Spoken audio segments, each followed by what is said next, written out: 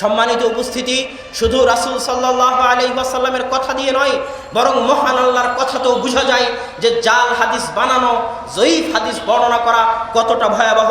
আল্লাহ সুবহানাহু ওয়া তাআলা সূরা হাক্কার 44 নম্বর আয়াতে বলছেন রাসূল সাল্লাল্লাহু আলাইহি ওয়াসাল্লামকে লক্ষ্য করে, ওয়ালাউ তাকাওয়ালা আলাইনা বা'দাল আকাবিল লা আখাযনা মিনহু বিল ইয়ামিন, কে হে মুহাম্মদ সাল্লাল্লাহু আলাইহি ওয়াসাল্লাম, আপনি যদি আমার নামে মিথ্যা কথা বানিয়ে বলেন, কোরআনের আয়াত আমি আল্লাহ আমার নামে মিথ্যা বানিয়ে বলেন, তাহলে আপনার গর্দান কেটে দেব, আপনার টুটি চেপে চেপে ধরব। এইভাবে আল্লাহ সুবহানাহু ওয়া তাআলা ধমকি দিচ্ছেন তার রাসূল মুহাম্মদ সাল্লাল্লাহু আলাইহি ওয়াসাল্লামকে। তাহলে শরীয়তের মধ্যে মিথ্যা কিছু বলা, মিথ্যা কিছু তৈরি করা কতটা ভয়াবহ যে স্বয়ং আল্লাহ তার রাসূল মুহাম্মদ সাল্লাল্লাহু আলাইহি ওয়াসাল্লামকে ধমক দিচ্ছেন। তাহলে যারা আজকে আল্লাহর শরীয়তের মধ্যে মিথ্যা তৈরি করে, রাসূল আল্লাহ সুবহানাহু ওয়া তাআলার শরীয়তকে বিকৃত করতে চায়, তাদের অবস্থা কতটা ভয়াবহ হবে কল্পনা করে দেখুন। শুধু রাসূল সাল্লাল্লাহু আলাইহি ওয়াসাল্লাম এবং আল্লাহ সুবহানাহু ওয়া তাআলা নয়, বরং সাহাবায়ে কেরামও ইসলামকে অবিকৃত এবং অক্ষত রাখার জন্য আপ্রাণ চেষ্টা করেছেন। তার একটা ঘটনা শুনুন, ওমর রাদিয়াল্লাহু তাআলা আনহুর ঘটনা। আবু সাঈদ খুদরি রাদিয়াল্লাহু তাআলা আনহু বলছেন, কুনতু জালিসান বিল মাদিনাতি ফি মাজলিসিল আনসার, আমি একদা বসেছিলাম মদিনাতে আনসারদের মজলিসে। ফাজা আবু মুসা আল আশআরি ফাজিআন মাযউরান, হঠাৎ দেখে আবু মুসা আশআরি মজলিসে উপস্থিত হলো। ফাজিআন মাজউরান, ভীত সন্ত্রস্ত হত বিহব্বল অবস্থায় আবু মুসা আশআরি রাদিয়াল্লাহু তাআলা আনহু মজলিসে উপস্থিত হলো।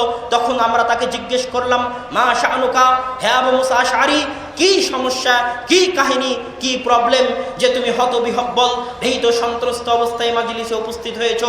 তখন আবু মুসা আশআরি রাদিয়াল্লাহু তাআলা আনহু বলছেন, আরসালা ইলাইয়া উমর আন আতিয়াহু, ওমর রাদিয়াল্লাহু তাআলা আনহু আমার নিকটে দূত পাঠিয়েছিলেন যেন আমি তার দরবারে উপস্থিত হই। ফাতাইতুহু, আমি তার দরবারে উপস্থিত হয়েছিলাম। ফাসাল্লামতু আলা বাবিহি সালাসান, অতঃপর তার দরজায় তিনবার সালাম দিয়েছিলাম। ফালাম ইউরদ্দা, আমার সালামের জবাব দেওয়া হয়নি। ফারাজাতু, জবাব না দেওয়া হলে আমি ফিরে আসি।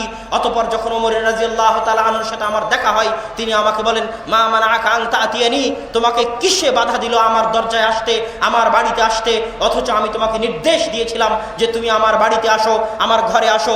তখন আমি ওমর রাদিয়াল্লাহু তাআলা আনহুকে বললাম যে আমি আপনার আতাইতু আলা বাবিক, আমি আপনার বাড়িতে গেছিলাম, ওয়া সাল্লামতু আলা বাবিকা, এবং আপনার দরজায় তিনবার সালাম দিয়েছি, কোনো জবাব আসেনি, আয় ফিরে চলে এসেছি। কেননা কদ ক্বালা রাসূলুল্লাহ সাল্লাল্লাহু আলাইহি ওয়াসাল্লাম, রাসূল সাল্লাল্লাহু আলাইহি ওয়াসাল্লাম বলেছেন, যখন তোমাদের কেউ কোনো বাড়িতে প্রবেশ করে তখন যেন 3 বার অনুমতি গ্রহণ করে, যদি অনুমতি না দেওয়া হয় ফালিয়ারজি, সে যেন ফিরে আসে। রাসূল সাল্লাল্লাহু আলাইহি ওয়াসাল্লামের এই হাদিসের কারণে 3 বার সালাম দেওয়ার পর কোনো উত্তর না পেয়ে আমি ফিরে এসেছি। এবার ওমর রাদিয়াল্লাহু তাআলা আনহু চরম ক্ষিপ্ত। তিনি বলছেন, আকিম আলাইহিল বাইয়িনা, হে আবু মুসা, তুমি যে এখনই হাদিস শোনালে, এই হাদিসের পিছনে দলিল দাও। ওয়াইল্লা লাউজি আন্নাকা, অথবা অন্যথায় তোমাকে আমি কঠিন থেকে কঠিন শাস্তি দিতে বাধ্য হব। তুমি এখনই যে হাদিস শোনালে, খলিফাতুল মুসলিমিন ওমর রাদিয়াল্লাহু তাআলা আনহু আরেকজন বিখ্যাত পরহেজগার সাহাবীকে ধমক দিচ্ছেন এই মর্মে যে তুমি যে এখন হাদিস শোনালে, এই হাদিসের পিছনে দলিল দাও, না হলে তোমাকে শাস্তি দিব কঠিন থেকে কঠিন।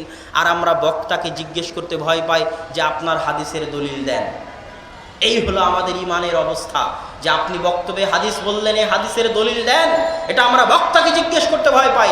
অথচ খলিফাতুল মুসলিমিন একজন সাহাবীকে শাসাচ্ছেন যে তুমি যে হাদিস বললে, হাদিসের দলিল দাও। তখন আবু মুসা আশআরি বলতেছে, এই কারণে আমি ভীত সন্ত্রস্ত অবস্থায় তোমাদের নিকটে আসলাম। তখন ওই মজলিসে উপস্থিত ছিলেন উবাই ইবনে কাব, বিখ্যাত ফকিহ, বিখ্যাত মুফাসসির উবাই ইবনে কাব রাদিয়াল্লাহু তাআলা আনহু। তখন বললেন যে আমাদের মধ্যে থেকে যে সবচেয়ে ছোট আছে, লা ইয়াকুমু মাআহু ইল্লা আসগারাল কওমি, আমাদের মধ্যে থেকে যে সবচেয়ে বয়সে ছোট, সে আবু মুসা আশআরির পক্ষে সাক্ষ্য দিবে। হাদিসের বর্ণনাকারী আবু সাঈদ খুদরি বলতেছেন, ওয়া আনা আসগারুল কওমি মিনহুম, আর আমি আবু সাঈদ খুদরি তখন উপস্থিত যারা ছিল তাদের মধ্যে বয়সে সবচেয়ে ছোট ছিলাম। আমি ওমরের দরবারে গেলাম এবং তার দরবারে গিয়ে সাক্ষী দিলাম যে এই হাদিস আমিও রাসূল সাল্লাল্লাহু আলাইহি ওয়াসাল্লামের নিকট থেকে শুনেছি। এখান থেকে আরো একটা বিষয় প্রমাণিত হয়, যেখানে খলিফাতুল মুসলিমিন ওমর রাদিয়াল্লাহু তাআলা আনহুর অবগতিতে হাদিস নাই, তিনি জানেন না এই হাদিস, সেখানে আমার এবং আপনার ইমামও হাদিস জানবে না, এটাই স্বাভাবিক। এটাই স্বাভাবিক। যেখানে খলিফাতুল মুসলিমিন ওমর রাদিয়াল্লাহু তাআলা আনহু এই হাদিস জানেন না, সেখানে আমার এবং আপনার ইমাম হাদিস জানবেন না। কিছু না কিছু হাদিস তাদের অগোচরে থেকে যাবে, এটাই স্বাভাবিক। এই জন্য ইমামের ফতোয়াকে একমাত্র কট্টর সঠিক ফতোয়া হিসেবে মেনে নেওয়া কোশ্চিনকালেও বুদ্ধিমত্তার পরিচয় নয়, বরং হাদিস পাওয়া গেলে হাদিসের উপর আমল করতে হবে। যেভাবে হাদিস পেয়ে ওমর রাদিয়াল্লাহু তাআলা আনহু সিলিন্ডার হয়ে গেলেন, পানি হয়ে গেলেন। তিনি বললেন, আবু মুসা আশআরী, লা উরিদু আন আত্তাহিমাক, আমি তোমাকে অপবাদ দিতে চাইনি, আমি বলতে চাইনি যে তুমি মিথ্যা হাদিস বানাচ্ছ, কিন্তু আমি এরকম কঠোরতা কেন অবলম্বন করলাম? কেননা আমি ভয় পাই যে আমি যদি কঠোরতা অবলম্বন না করি তাহলে মানুষ রাসূল সাল্লাল্লাহু আলাইহি ওয়াসাল্লামের নামে মিথ্যা হাদিস বানাবে, মিথ্যা হাদিস বর্ণনা করবে। এই ভয়ে আমি কঠোরতা অবলম্বন করলাম। তাহলে দেখেন মিথ্যা হাদিসের বিষয়ে, দুর্বল হাদিসের বিষয়ে খলিফাতুল মুসলিমিন কত কঠোর, ওমর রাদিয়াল্লাহু তাআলা আনহু কত কঠোর। সম্মানিত উপস্থিতি, শুধু তাই নয়, আলী রাদিয়াল্লাহু তাআলা আনহু কঠোর ছিলেন। তিনি যখনই, আমি যে হাদিসটা পড়লাম এই হাদিস সহিহ মুসলিমের মধ্যে এসেছে, কিতাবুল আদাবের মধ্যে কিতাবুল ইস্তেজান অনুমতি অধ্যায়ে হাদিস এসেছে। ঠিক ওমর রাদিয়াল্লাহু তাআলা আনহুর মতো আলী রাদিয়াল্লাহু তাআলা আনহু কঠোরতা অবলম্বন করতেন। যখনই তিনি কোনো ব্যক্তি তার সামনে হাদিস বর্ণনা করত, তখন আলী রাদিয়াল্লাহু তাআলা আনহু ইস্তাহলাফতু, আলী রাদিয়াল্লাহু তাআলা আনহু তাকে কসম খেতে বলতেন যে তুমি কসম খাও যে এই হাদিস রাসূল সাল্লাল্লাহু আলাইহি ওয়াসাল্লাম বলেছে। ফাইদা হালাফা ফাসাদ্দাকা, যখন সে ব্যক্তি কসম খেত যে আল্লাহর কসম এই হাদিস রাসূল সাল্লাল্লাহু আলাইহি ওয়াসাল্লাম বর্ণনা করেছে, তখন আলী রাদিয়াল্লাহু তাআলাকে স্বীকৃতি দিতেন। এই ছিল আলী রাদিয়াল্লাহু তাআলা আনহুর অবস্থা। ঠিক তেমনই ছিলেন ইবনে আব্বাস রাদিয়াল্লাহু তাআলা আনহু। তিনি বলতেছেন, মুকদ্দমা মুসলিম সহিহ মুসলিমের ভূমিকা খুলে দেখুন, তিনি বলতেছেন, ইযা সামি'না রাজুলান ইয়াকুলু ক্বালা রাসূলুল্লাহ সাল্লাল্লাহু আলাইহি ওয়াসাল্লাম ইবতাদারাতহু আবসারুনা ওয়া আসগাইনা ইলাইহি বিআযানিনা, যখনই আমরা শুনতে পেতাম আশেপাশে কোথাও কেউ বলতেছে, কোনো মতে আমাদের কানে এসে পৌঁছেছে আওয়াজ যে আশেপাশে কেউ বলতেছে ক্বালা রাসূলুল্লাহ সাল্লাল্লাহু আলাইহি ওয়াসাল্লাম, যে আল্লাহ রাসূল বলেছেন।